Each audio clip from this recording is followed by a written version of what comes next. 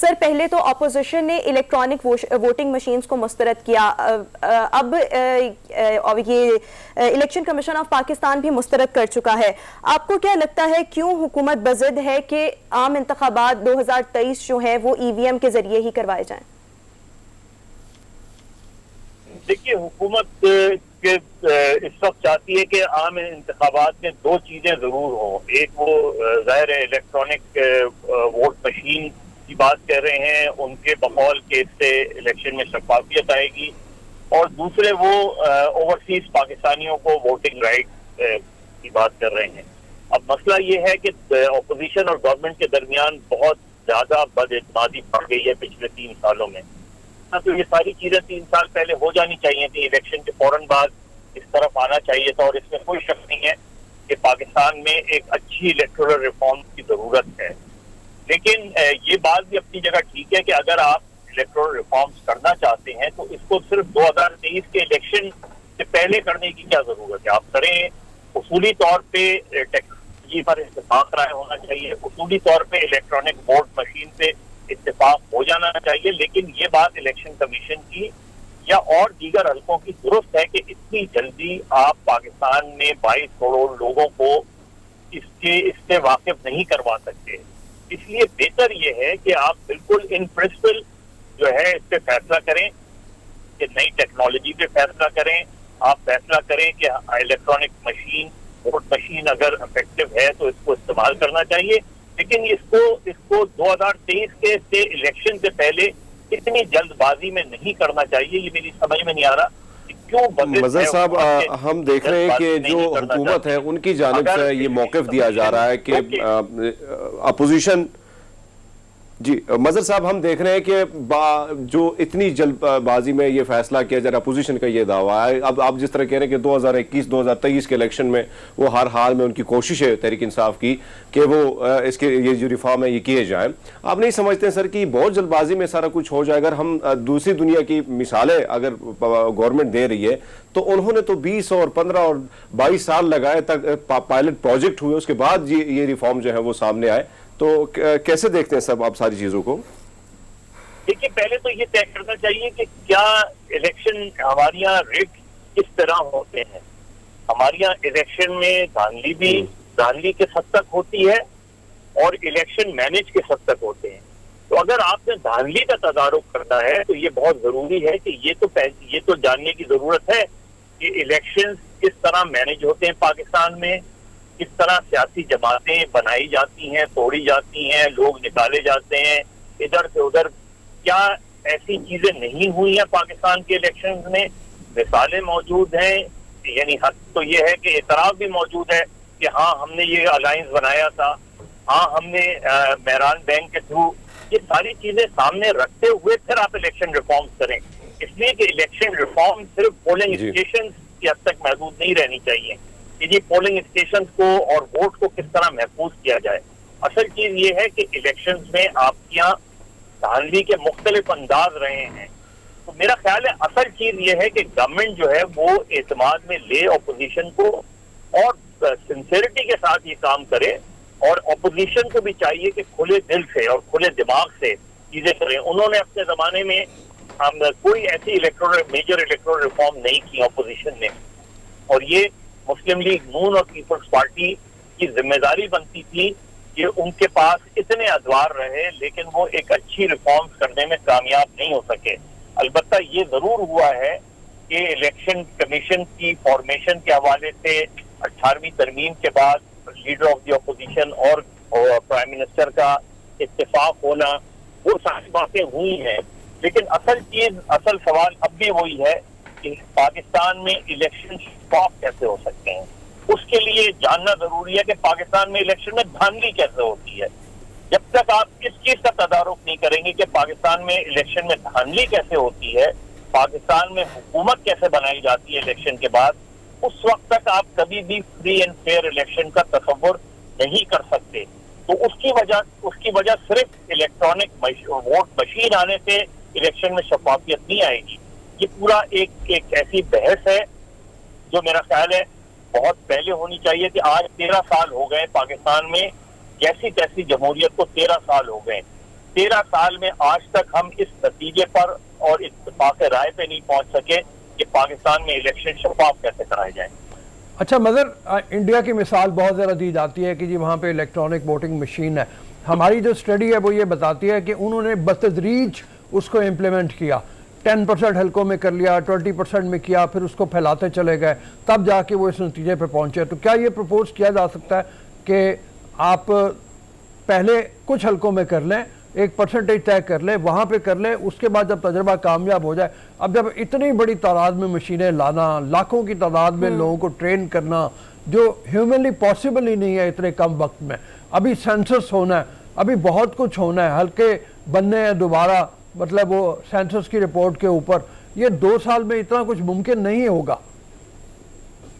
देखिए रऊफ, जब फखरुद्दीन जी इब्राहिम साहब चीफ इलेक्शन कमिश्नर बने थे तो उन्होंने मुझे खुद बताया था कि उन्होंने सबसे पहले वो भारत गए और भारत जाकर उन्होंने पूरा इलेक्शन, वहां जिस तरह इलेक्शन कराए जाते हैं, इलेक्शन कमीशन किस तरह काम करता है, वो पूरी उन्होंने कहा वो मैंने वहां जाके स्टडी की। फिर वापस आके मैंने अपने इलेक्शन कमीशन के सामने वो सारे प्रपोजल रखे और कहा कि हमें इस डायरेक्शन पे काम करना चाहिए। लेकिन उन्होंने कहा कि मुझे उस वक्त बहुत मायूसी हुई, क्योंकि जब इलेक्शन रिफॉर्म्स हुई उसमें एक रिफॉर्म ये भी हुई थी कि चीफ इलेक्शन कमिश्नर की वीटो पावर खत्म कर दी गई थी। तो उन्होंने कहा ही वॉज वोटेड आउट।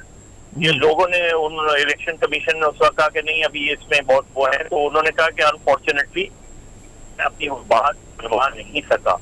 लेकिन इंडियन मॉडल हमारे लिए इलेक्शन का मॉडल है।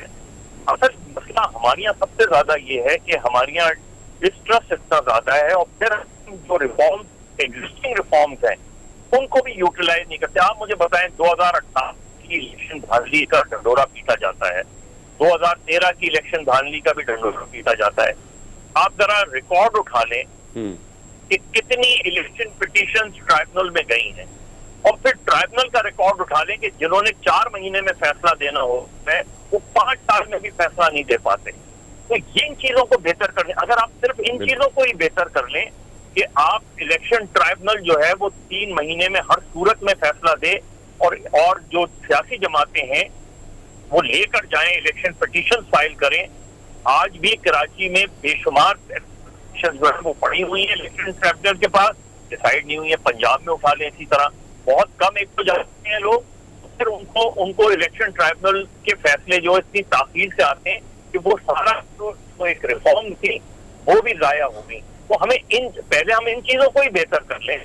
चलिए इलेक्ट्रॉनिक वोट मशीन पे अगर इख्तिलाफ राय है तो ये तो तय हो सकता है कि हर सूरत में इलेक्शन ट्राइब्यूनल 3 महीने में फैसला दे, बजाय इसके कि 3-3 साल लगा दे। ठीक है सर, आपसे यहाँ पर ये भी जानना जिस तरह हमने देखा कि इलेक्शन जी रोमा सर, यहाँ पर मैं आपसे ये पूछना चाहूंगी कि इलेक्शन कमीशन के इलेक्ट्रॉनिक वोटिंग मशीन पर एतराजात के बाद अब हुकूमत के पास क्या क्या ऑप्शंस बाकी हैं, और अगर हुकूमत ईवीएम का कानून पास करवा लेती है तो क्या इलेक्शन कमीशन पाबंद होगा इस चीज का?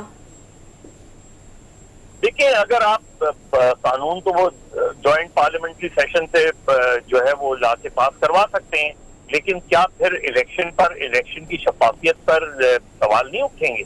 बिल्कुल उठेंगे, क्योंकि हर जगह ये कंफ्यूजन अगर 50 पोलिंग स्टेशन पे भी इलेक्ट्रॉनिक वोट मशीन का प्रॉब्लम हो, जिस तरह हमने पिछली मरतबा देखा था कि प्रॉब्लम हुई थी, तो फिर इलेक्शन की शफाफियत तो नहीं रहेगी।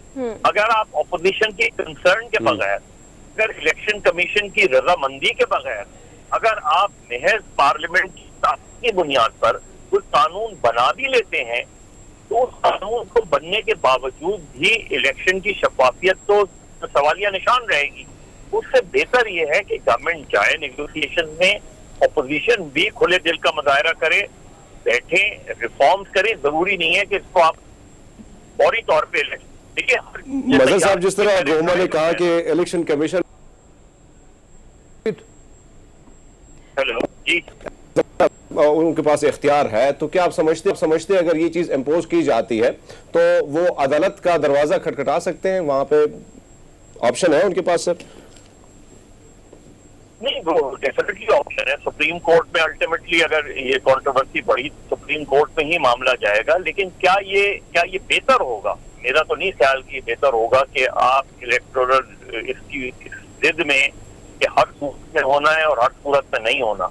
अगर हम इसी जिद में पड़े रहे, एक फरीक कह रहा है कि इस सूरत में मैं करूंगा और दूसरा फरीक कह रहा है कि मैं किसी सूरत में आपकी बात नहीं मानूंगा, तो इससे मसला हल नहीं होगा।